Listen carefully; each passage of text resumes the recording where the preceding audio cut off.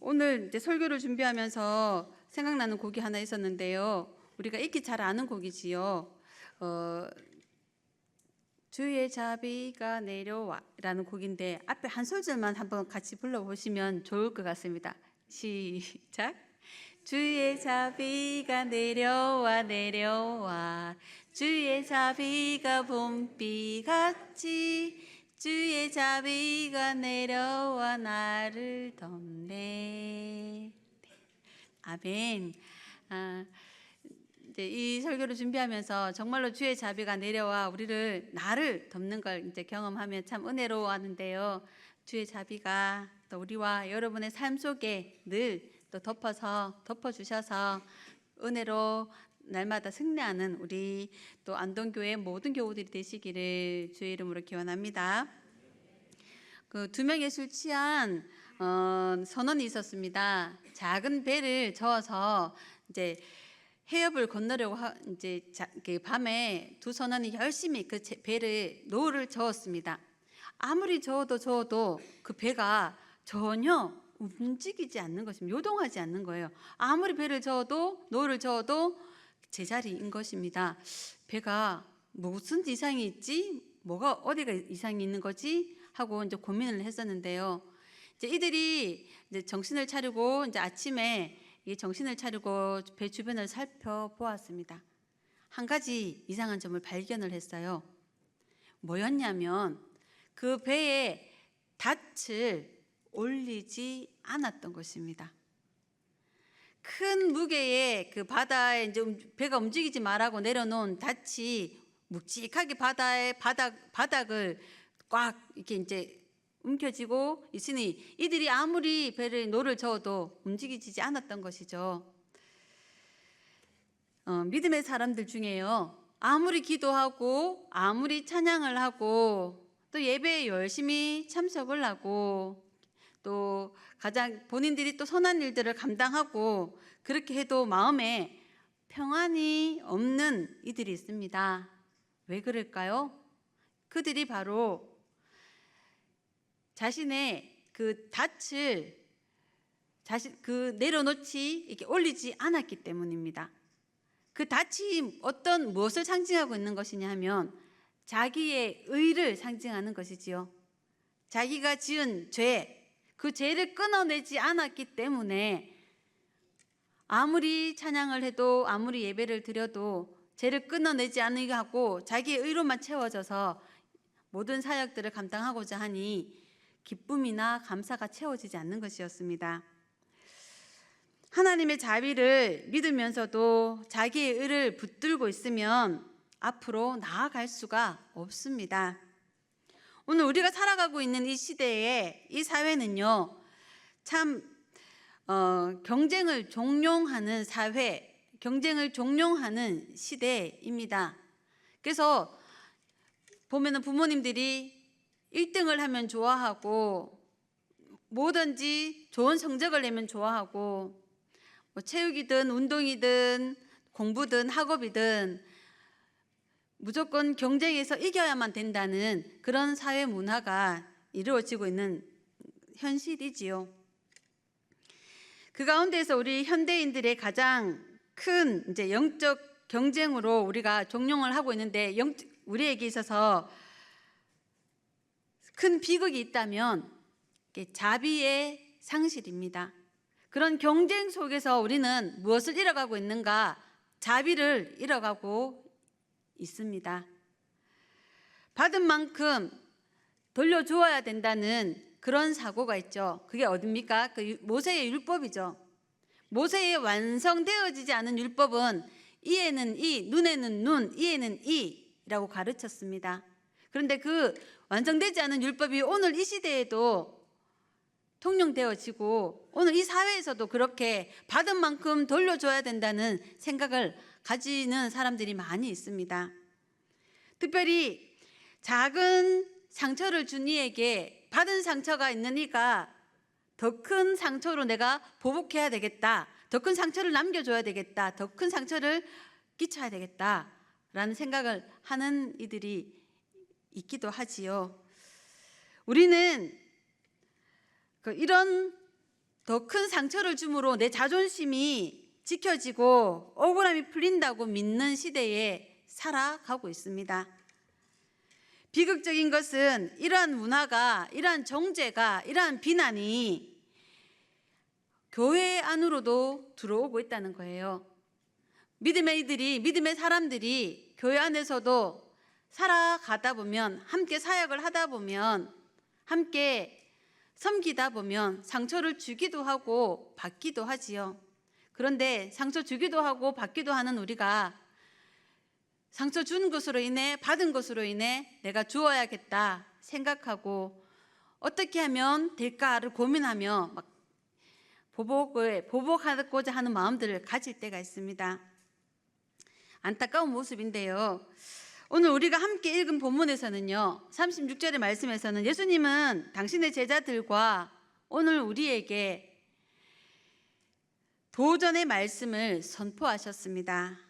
36절 말씀 함께 읽어보겠습니다. 시작.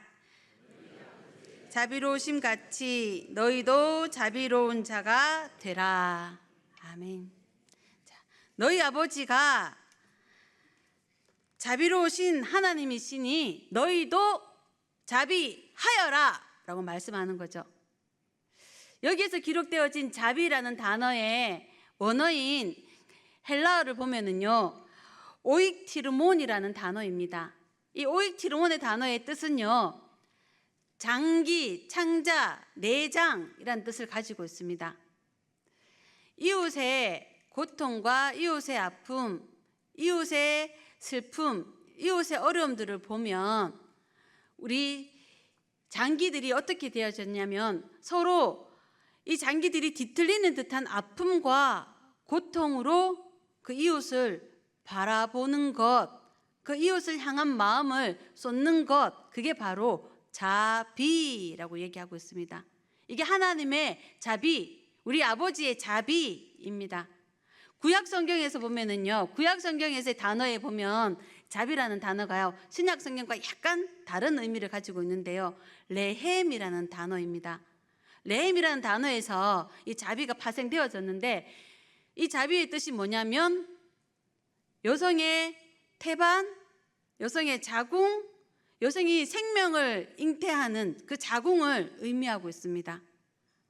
어머니의 모정, 어머니의 사랑의 뜻이 있는 거지요.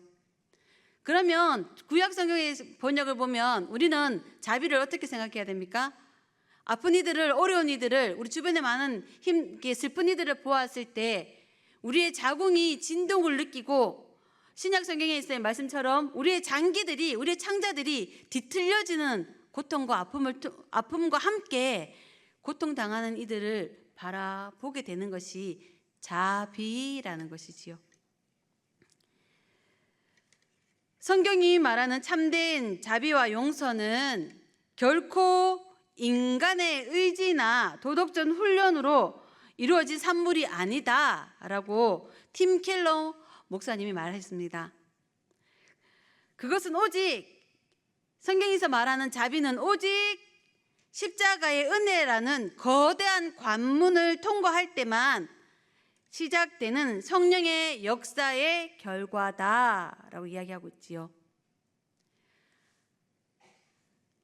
우리가 자비는 나의 노력으로 열심히 훈련해서 생겨지는 것이 아니라 십자가의 관문, 그 관문을 통과할 때 십자가의 은혜를 받은 자들이 그 자비를 경험하고 알게 되어지고 체득되어진다고 이야기하는 거예요. 우리는 모두가 하나님을 아버지라 고백하고 예수 그리스도를 구주로 믿는 믿음 안에 우리가 믿음의 고백을 했지요. 주님이 저의 구주이십니다 라고 우리가 고백한 믿음의 사람들입니다. 십자가가 어떤 의미가 있는지, 우리가 주는 우리의 구주이신데 그 구주가 되시는 예수께서 왜 이 땅에 오셨는지, 이 땅에 오셔서 왜 십자가를 지셨는지, 십자가를 통하여서 우리에게 무엇을 안겨주셨는지 그 의미를 잘 아는, 그 의미와 함께 그 은혜를 잘 아는 사람들이만이 자비를 체험하고 체득되어서 알 수 있다라고 얘기를 하고 있는 거예요.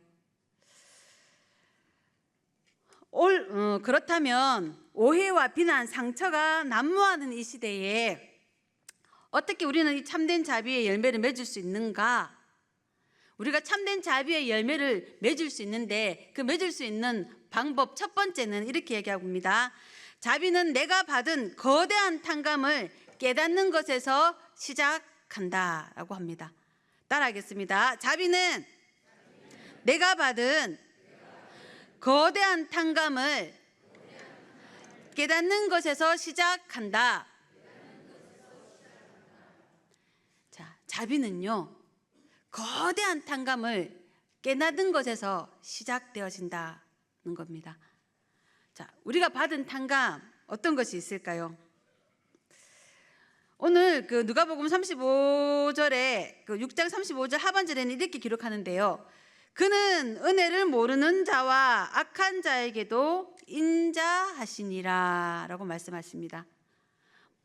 자, 은혜를 모르는 자, 우리가 많은 이들은 우리 교우로 섬기시는 분들 중에 많은 이들은 모태신앙에서부터 시작해서 신앙을 이어오신 분들도 있고 어떤 분들은 친구들의 또 주변의 믿음의 사람들의 전도에 의해서 또 예수님을 구주로 믿게 되어진 분들도 있지요. 그런데 하나님을 우리가 알았을 때든지 몰랐을 때든지 하나님은 그 모든 인류에게 우리에게 은혜로 함께 하셨다라고 말씀하십니다. 내가 하나님을 알기 전에도 하나님은 나를 하나님의 사람으로 너는 나의 것이야 하고 점찍어 주셨고 내가 태속에서부터 태어나면서부터 시작해서 하나님을 알기 전까지 하나님은 나를 지켜주셨고 함께 해주셨고 내가 모태신앙으로 땅에 태어났다 할지라도 모태신앙으로 태어나서 오늘까지 제가 믿음으로 잘 살면 참 좋은데 그죠? 성인으로 잘 살아내면 좋은데 우리가 인간인지라 잘 살아갈 때가 있고 믿음 안에서 넘어지기도 하고 죄를 짓기도 하지요. 그런데 그 모든 순간을 하나님께서 어떻게 하셨다? 알고 계셨고 함께 하셨고 나를 지키고 계셨고 은혜를 모르는 저에게도 하나님께서 인자를 베풀어 주셨다. 내가 하나님을 모를 때에도 알 때에도 믿음으로 바로 섰을 때에도 넘어졌을 때에도 하나님은 그 모든 순간 모든 시간 함께 나에게 사랑을 베풀어 주셨고 지켜주셨고 동행해 주셨다라고 말씀합니다. 우리가 아는 하나님은 자비의 하나님이십니다.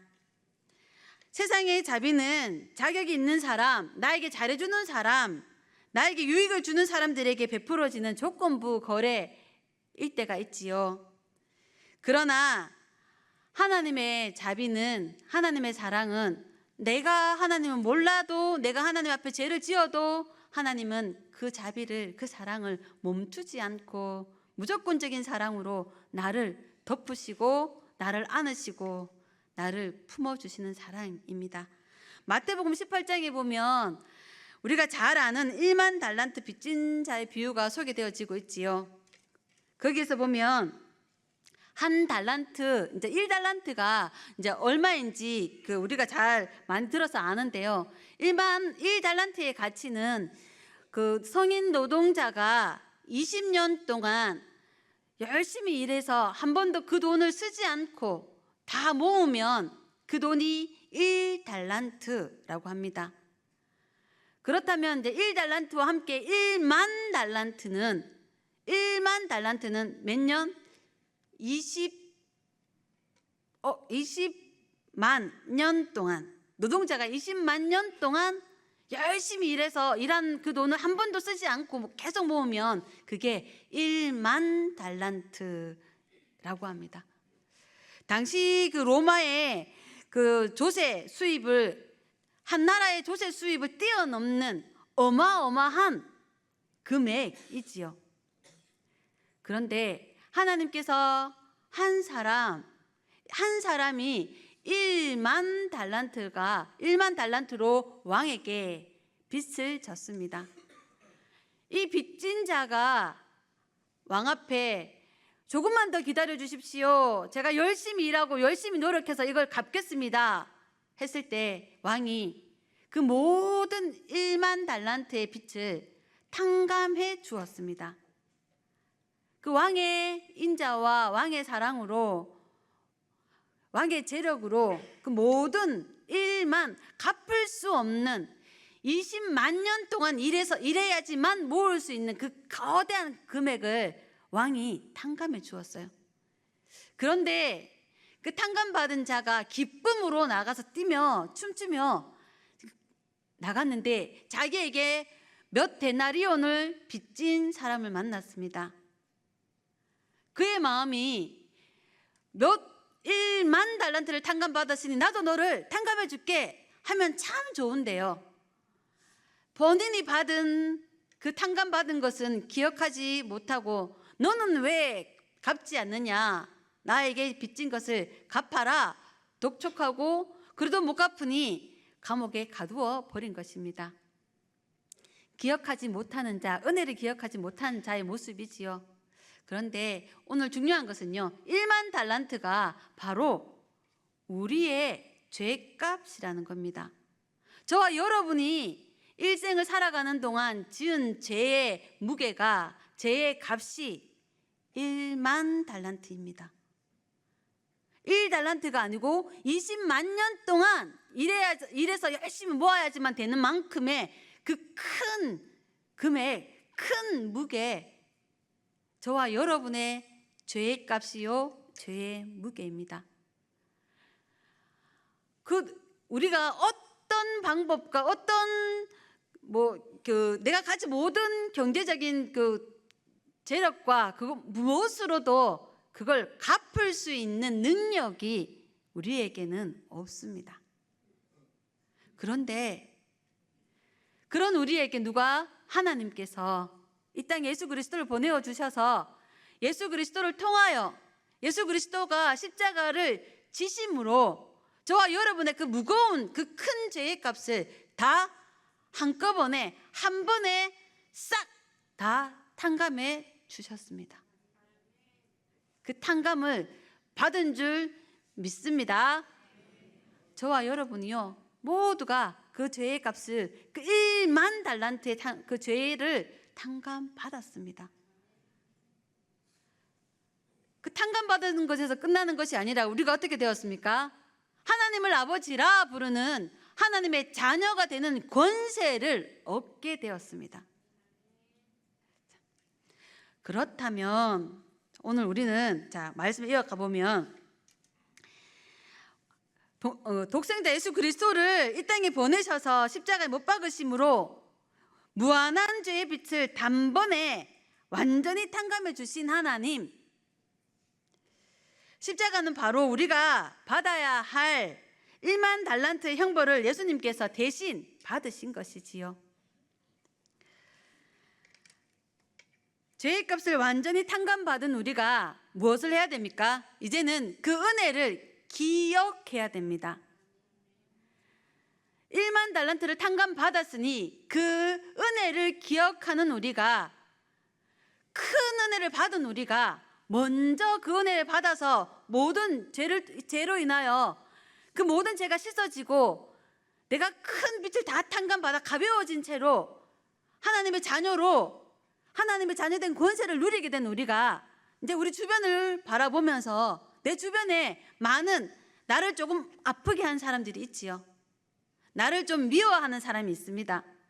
나와 성격과 생활 스타일이 달라서, 라이프 스타일이 달라서 또 서로 간의 오해로 인해 서로에게 상처를 주기도 하고 받기도 한 이들이 있지요. 그럼 그들을 바라보았을 때 우리가 어떻게 해야 되는가? 오늘 성경이 말씀한 것이 무엇입니까? 탕감받은 것을 기억하고 우리도 용서해 주어야 한다 말씀하시는 거죠. 내가 하나님의 자비를 먼저 받았으니 내가 받은 자비의 은혜로 말미암아 나를 좀 아프게 했음에도 불구하고 그를 용서해 줄 수 있어야 한다라고 말합니다. 내가 용서하고 사랑의 눈으로 바라보아야겠지요. 성령 하나님께서는 오늘 이 시간 우리의 영혼의 눈을 밝히 열어주셔서 나 같은 죄인을 살리시려 십자가에 당신의 전부를 내어주신 예수 그리스도의 보혈, 그 거대한 탄감을 기억할 때 비로소 타인을 향한 자비의 샘물이 나에게 솟아내어진다라고 말하고 있는 거죠. 그러므로 우리는 무엇을 기억해야 된다? 하나님으로부터 거대한 죄값을 탕감받은 자임을 늘 항시 기억할 수 있기를 바랍니다. 그래서 나에게 상처를 주는 이가 있다면 먼저 탕감받은 우리가 탕감해주고 용서해 주어야 합니다. 오늘 본문 두 번째로는요, 우리가 기억해야 할 것은 자비는 대가를 감수하고 선으로 악을 이기는 것입니다. 자, 따라하겠습니다. 자비는 대가를 감수하고 선으로 악을 이기는 실천입니다. 아멘. 아무런 대가나 보상을 바라지 않고 십자가의 사랑으로 선으로 악을 이기신 예수님이시지요. 누가복음 오늘 본문 35절 상반절에는 이렇게 말씀합니다. 제가 읽어드리겠습니다. 오직 너희는 원수를 사랑하고 선대하며 아무것도 바라지 말고 구워주라. 그리하면 너희 상이 클 것이요 또 지극히 높으신 이의 아들이 되리니 그는 은혜를 모르는 자와 악한 자에게도 인자하시니라. 아멘. 35절 5절 상반절에는 원수를 사랑하라 말씀하시죠. 원수를 사랑하고 그리고 선대하며 아무것도 바라지 말고 구워주라 말씀하십니다. 원수를 사랑하는 것이 쉽지 않습니다. 나에게 상처 준 이를 사랑하는 것은 쉽지 않습니다. 그런데도 하나님은 예수님을 통하여 오늘 우리에게 원수를 사랑하라 말씀하십니다. 아무것도 바라지 말고 선대하라, 구워주라 말씀하십니다. 우리가 큰 탕감을 받았으니 내가 사랑하고 보상을 바라지 말고 내게 있는 것을 나누어 주고 구워주고 섬겨라 라고 말씀하는 겁니다. 자, 그리하면 이제 말씀에서 중요한 건데요. 그리하면 우리가 뭐라고 말씀하시냐면 높으신 이의 아들이 되리니 말씀하십니다.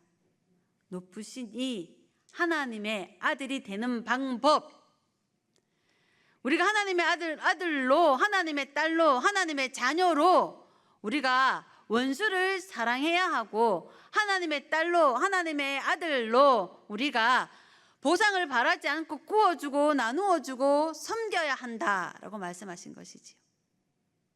내가 가진 재력, 내가 가진 여러 가지 달란트, 내가 가진 재산, 이 모든 것들이요 하나님의 허락 없이는 1도 내가 스스로 가질 수 있는 것이 아니지요.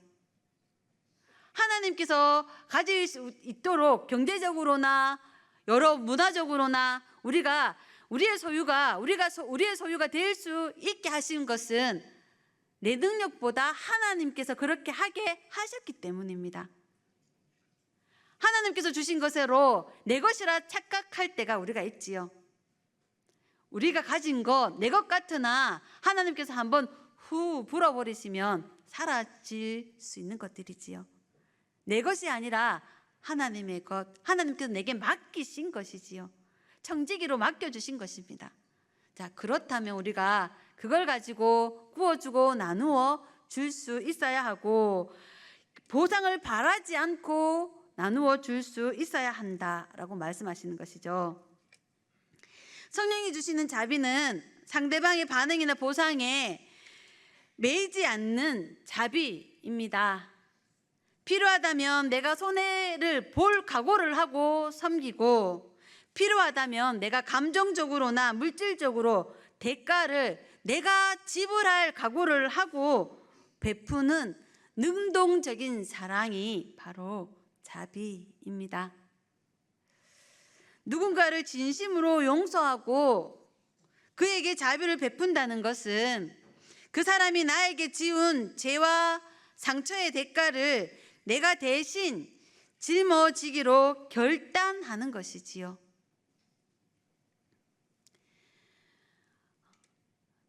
사랑하는 자녀들이 실수를 할 때가 있지요. 그러면 이 사랑하는 자녀들이 실수를 하게 되었을 때 부모들은 어떻게 합니까?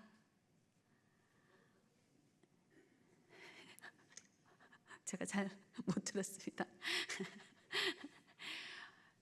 옆에 분에게, 이웃에게 우리 아이가 잘못을 하고 실수를 해서 이렇게 실수를 했다면 어른인 부모인 저는 어떻게 하나요? 아이고 죄송해요, 우리 아이가 실수했네요, 아이고 죄송합니다, 용서해 주세요. 부모가 먼저 용서를 구하지요. 사랑하는 부모들이 그렇지요. 마찬가지입니다.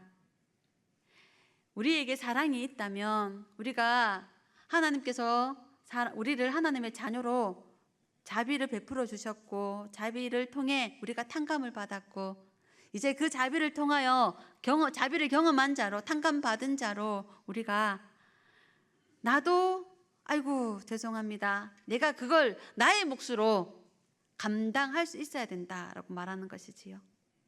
내가 내 이웃에 내게 치룰 그것을 내가 탕감하고, 내가 하나님의 은혜 안에서 먼저 용서하고 선으로 악을 이겨야 한다 말씀하십니다. 용서와 자비는 바로 상처받은 피해자인 내가 상대방이 나에게 준 감정적, 영적 상처와 아픔을 내 안에서 스스로 삭히고 흡수하고, 또 그 사람에게 복수할 권리를 하나님께 내려놓는 것이지요. 내가 복수해야지가 아니라 하나님 앞에 맡겨드리고, 거룩한 손해를 내가 감수하는 것, 자비라고 가르쳐 주셨습니다. 이것이 바로 십자가의 자비입니다. 누가복음 23장 34절은 예수님께서 이렇게 기도하십니다. 아버지, 저들을 사하여 주옵소서. 자기들이 하는 것을 알지 못함이니이다. 예수님을 십자가에 못 박아라 라고 한 많은 청중들이 있었습니다. 못 박아라 고함치며 예수님을 채찍질하고 예수님께 침을 뱉고 예수님을 모욕하며 예수님 앞에 고통을 준 이들, 예수님은 그들을 위해서 십자가에서 아버지, 저들을 용서해 주십시오. 자기들이 하는 것이 무엇인지 잘 모릅니다. 저들을 용서해 주십시오. 예수님은 끝까지 예수님에게 상처를 주고 아프게 한 이들에게 그들을 용서해 달라고 기도하셨습니다. 지금도 예수님은 하나님의 나라에서, 하나님의 우편에서 우리를 위해 기도하고 계시겠지요. 아버지, 이들을 용서하여 주십시오. 거대한 탕감을 받았음에도 불구하고 망각하고 이웃의 죄를 지적하고 판단하고 입술로 죄를 짓고 생각으로 죄를 짓습니다. 저들이 무엇을 하는지 스스로 깨닫지 못하고 있습니다. 저들을 용서해 주십시오. 우리를 위해 지금도 기도하고 계실 것입니다. 예수님의 기도입니다. 상대방이 나에게 준 상처의 아픔이 얼마나 크고 아픈지 정확히 직면하면서도 십자가를 바라보며 내 안에 복수심과 분노를 내려놓고 하나님 앞에 맡겨드리고 그 사람의 영혼의 유익을 위해서 내가 기꺼이 아픔의 대가를 지불하는 믿음의 사람, 믿음의 능동적인 사랑, 우리는 할 수 있습니다. 왜 할 수 있을까요? 우리가 먼저 그 사랑을 받았기 때문입니다. 우리가 그 사랑을 기억하기만 한다면 우리는 할 수 있습니다. 내가 먼저 용서할 수 있고 나에게 상처를 준 이에게 먼저 찾아가서 용서를 구할 수도 있고 내게 많은 빚을 진 자에게 그 빚을 탕감해 줄 수 있습니다. 거역할 수 없는 하나님께서 큰 사랑을 우리에게 주셨기에 우리가 그 받은 사랑으로 악으로 선을 이길 수 있어야겠지요. 너희 아버지의 자비로우심 같이 너희도 자비로운 자가 되라 말씀하셨습니다. 여러분의 마음속에 떠오르는 사람이 있습니까? 여러분의 생각에 지금 스쳐가는 사람들이 있습니까? 지나온 삶의 여정 속에서 지금 살아가는 삶의 현장 속에서 여러분에게 씻을 수 없는 깊은 상처와 억울함을 남긴 그 사람이 있습니까? 생각만 해도 가슴이 아프고 분노가 올라오고 복수심이 올라오는 그런 이가 있습니까? 내 인격으로는 품을 수 없고 용서할 수 없는 그 사람을 그리스도의 사랑으로 품으시기를 권면합니다. 그 사람을 용서해 주시기를 그리스도의 사랑으로 먼저 용서해 주시기를 바랍니다. 우리의 영적인 시선을 나의 상처와 원수가 아닌 예수 그리스도의 십자가로 우리의 시선을 돌리며 예수님께서 흘리신 그 탕감하신 보혈의 피를 바라보며 우리에게 남겨진 상처를 맡겨드리고 먼저 사랑함으로, 먼저 용서함으로, 먼저 선을 베풀므로 선으로 악을 이겨내시는 저와 여러분의 삶이 되시기를 주의 이름으로 기원합니다. 아멘.